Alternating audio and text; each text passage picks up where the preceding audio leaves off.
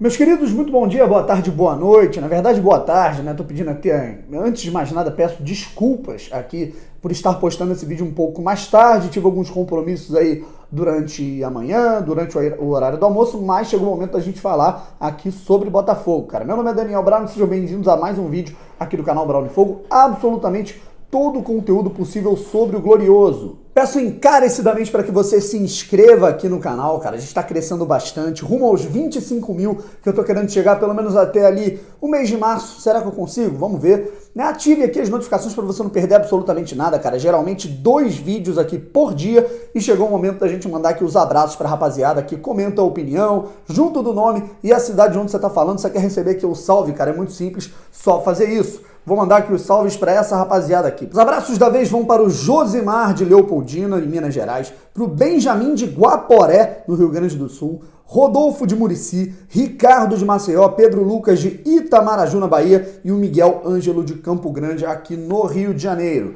Agora vamos começar aqui o vídeo, que é muito importante a respeito do futuro de alguns jogadores do Botafogo. Primeiro de tudo, é difícil a gente não começar um vídeo desse, sobre um assunto desse, que envolve personagens do seguinte tópico, sem tocar no assunto Botafogo 0, Madureira 2, segunda derrota em 2 jogos do Botafogo em partidas oficiais na temporada de 2020, Taça Guanabara começando bem ruim para o Alvinegro, assim como começou em 2019. O único porém é que o Botafogo está colocando a campo o terceiro time.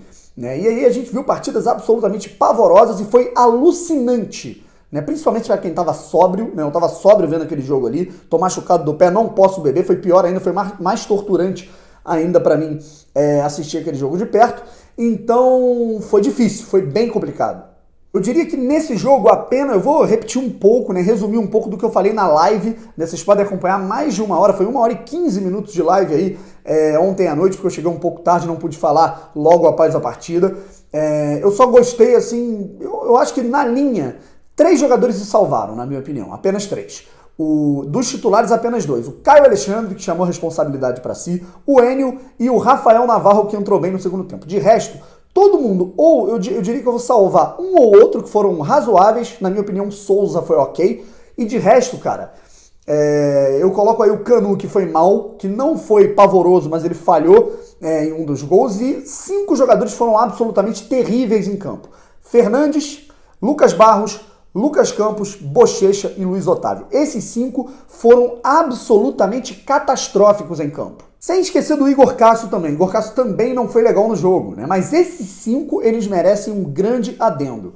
É incrível, a quantidade de esporros que o Fernandes levou do Caio Alexandre. O Fernandes, ele tava com um cacuete de fechar no meio porque ele é volante, mas ele tava fazendo o papel de lateral, cara. Durante a pré-temporada inteira ele atuou na lateral, e aí o Fernandes apontava, falando que tinha espaço. Aí o Caio, chegou um momento que o Caio olhou pra ele e falou: Fernandes, você que é o lateral, cara, você que tem que cobrir ali. Lucas Campos, o Bochecha e o Luiz Otávio, cara, estavam tenebrosos, E eu acho que a gente tem que ter um caso à parte para comentar aqui do Bochecha, e é sobre isso que a gente vai falar um pouco. O Lucas Barros, cara, foi impressionante a quantidade de bolas que o Enio e o Caio Alexandre enfiavam na esquerda, conseguiam quebrar a linha de defesa do Madureira e falavam: vai Lucas, avança Lucas, se consagra, cara. E aí o Lucas pegava, dominava, errava o cruzamento. Assim como o centroavante ele tem poucas oportunidades para marcar o gol, para finalizar dentro de campo, no campo de 11. O lateral esquerdo, o lateral direito, eles também têm poucas oportunidades de fazer cruzamentos.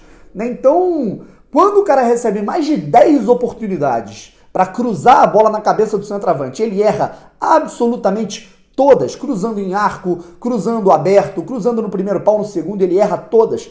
Tem alguma coisa errada, cara. Sobre o Bochecha, cara, eu não vou aqui ser leigo pra falar que ele tava de brincadeira, que ele fez corpo mole, eu não vou ser leviano pra falar uma coisa que eu não sei, mas era notória a falta de motivação do Bochecha nesses últimos 2 jogos, Volta Redonda e Madureira, Talvez o Bochecha não tenha ficado muito contente em saber que ele não ficou com o restante do grupo se preparando ao longo de toda a temporada. Mas eu vi um comentário na live ontem, cara, que isso não, pra mim foi perfeito. Isso não tem que ser visto como um desestímulo. Isso tem que ser visto como uma oportunidade. O Bochecha tem que olhar e falar: cara, eu sou um jogador que eu tenho minhas qualidades. Eu sou um jogador que eu fui titular em boa parte do ano passado. beleza, eu não consegui ter o espaço para continuar na pré-temporada, então eu vou pegar esses jogos contra Volta Redonda, contra Madureira, que são times muito, mas muito inferiores tecnicamente ao nível de Série A, eu vou tentar me consagrar, eu vou tentar marcar gols, eu vou tentar jogar bem, vou tentar me destacar, como foi o Caio Alexandre. O Caio Alexandre foi muito destacado na partida contra o Madureira, contra o Volta Redonda nem tanto, mas contra o Madureira ele chamou a responsabilidade para si. E o Bochecha não viu isso, cara. O Bochecha, pelo contrário, né? Parecia muito, mas muito desmotivado, ele não queria estar ali. Né? E aí eu começo a achar que realmente, eu tenho certeza que mudança de ares para ele seriam, as mudanças de ares para o Bochecha seriam muito interessantes para que ele amadurecesse, para que ele colocasse na cabeça dele que ele hoje é um jogador profissional. Uma coisa é você pedir paciência pro Bochecha em 2017, que o cara se lesionou, 2018 ele voltou de lesão, 2019 estava começando ali como titular, agora ele não é mais um garoto, cara. Então, acho válido sim o Bochecha ser emprestado, embora o Botafogo careça de qualidade técnica no passe, para você ver como a linha é muito tênue em relação ao Bochecha. É um jogador que tem qualidade no passe, que tem habilidade, é um jogador de cadência, mas nesse momento, com essa bola que está jogando, ele teria que transformar isso em produtividade e ele não vem transformando. E a notícia que a gente viu aí do Bernardo Gentili do UOL, falando que existem aí, pelo menos no entender dele, pela informação que ele tem, são 4 jogadores dessa equipe que atuou nesses 2 primeiros jogos aí do Campeonato Carioca,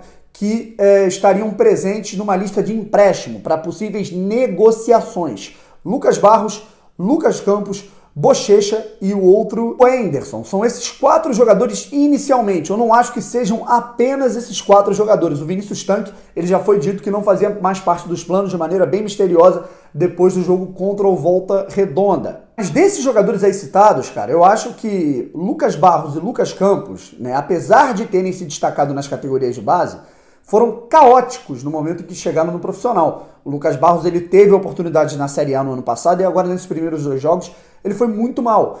O Lucas Campos também, ele foi bem em 3 jogos, né, na minha visão, no Campeonato Brasileiro do ano passado e depois, cara, mais absolutamente nada. Né? Então eu acho normal você emprestar, rodar jogadores que ainda têm contrato com o Botafogo para clubes de menor expressão, para ganharem experiência, porque não conseguem suprir as necessidades técnicas da equipe. E quanto ao Henderson e o Bochecha, né, eu vejo que pode ser importante para eles pegarem experiência, para eles colocarem na cabeça deles que agora eles são jogadores profissionais, né, como foi o caso do Leandrinho, quando foi emprestado para o Sport. Agora, para completar, falando um pouco sobre esse planejamento, né, acoplando o comentário à notícia que a gente teve aí do Gentili, desses jogadores que podem ser negociados, emprestados, enfim.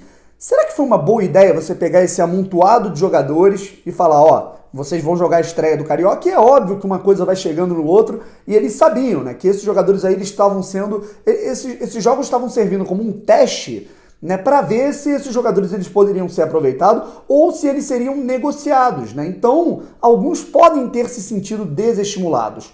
Né? Então, por exemplo, o Valentim chegou a informação para todos que estavam cobrindo lá no China Park, né, que o Valentim ele não queria perder pontos. O Valentim ele não queria colocar apenas os jogadores mais jovens, apenas os jogadores sub-20, ele queria colocar jogadores com um pouco mais de experiência para mesclar. Mas será que o encaixe da característica desses jogadores alçados nessas primeiras 2 rodadas faria possível, né? Seria possível realmente o Botafogo conquistar pontos muito avantajados? O Botafogo alçou uma lista de 14 jogadores, mais alguns outros da Copinha, né? Que são jogadores da Copinha, tirando um ou outro, como Souza, como Wesley, que realmente se destacaram. Jogadores que não se destacaram na Copa São Paulo, né? Porque os que obtiveram destaque, alguns deles, por exemplo, Diego, Hugo, ficaram lá no China Park treinando. Aí você junta esses caras a jogadores que não estavam rendendo nos treinamentos e alguns que estavam rendendo para servirem de vitrine para um possível empréstimo, para uma possível negociação. Será que realmente isso ia dar certo, cara? Fora o encaixe da característica. O que eu tô querendo dizer com isso, cara? Eu acho que poderiam ir alguns outros jogadores, uns 3 ou 4 jogadores mais fortes, mais encorpados desse elenco aí. Em relação ao posicionamento dos jogadores. O Fernandes treinou bem, coloca ele na lateral direita. Mas, pô, cara, como única opção, o Botafogo ele desceu para esses primeiros 2 jogos do Carioca sem nenhum jogador de lateral direito de origem. né? Todos ficaram no China Park, inclusive o Diego, que foi jogador da Copa São Paulo, né? Beleza, tem o Elivelton, né? Então aí você coloca só o Fernandes para jogar todos os 90 minutos, e quando você substitui o Fernandes, você coloca o Henderson, que também não é lateral direito. Aí veja a incoerência, o Botafogo ele coloca 4 zagueiros nessa lista dos primeiros 2 jogos do Campeonato Carioca.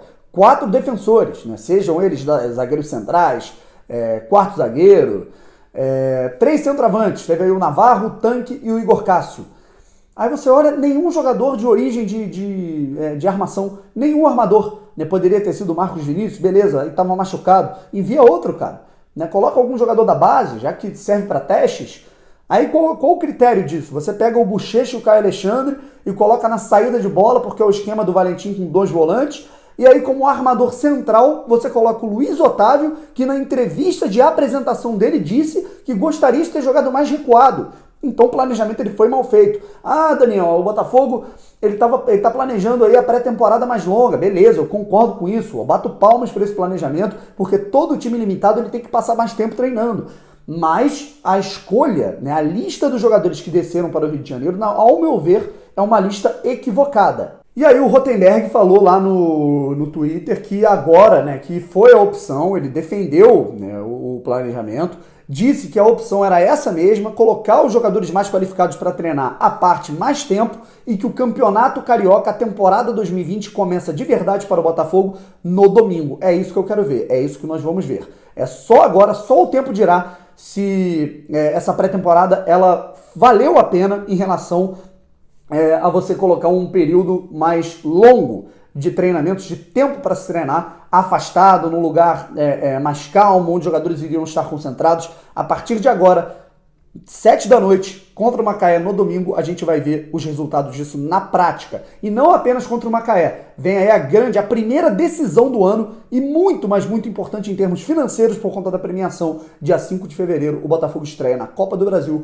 contra o Caxias lá no Sul. Portanto, galera, esse foi o meu primeiro parecer. Ao longo dos dias aí, eu ainda vou fazer um vídeo hoje à noite, vai ser mais um vídeo do quadro Pauta Alvinegra, falando sobre esse planejamento, né, em relação às categorias de base.